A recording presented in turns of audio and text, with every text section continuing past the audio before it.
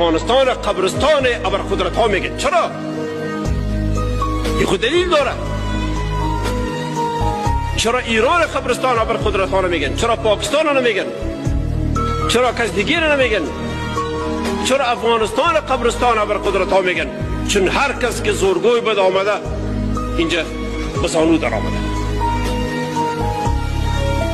مثل این خاکی که ایتک شهرت تاریخی داره و با غیرت بی مثال. ما بر دفاع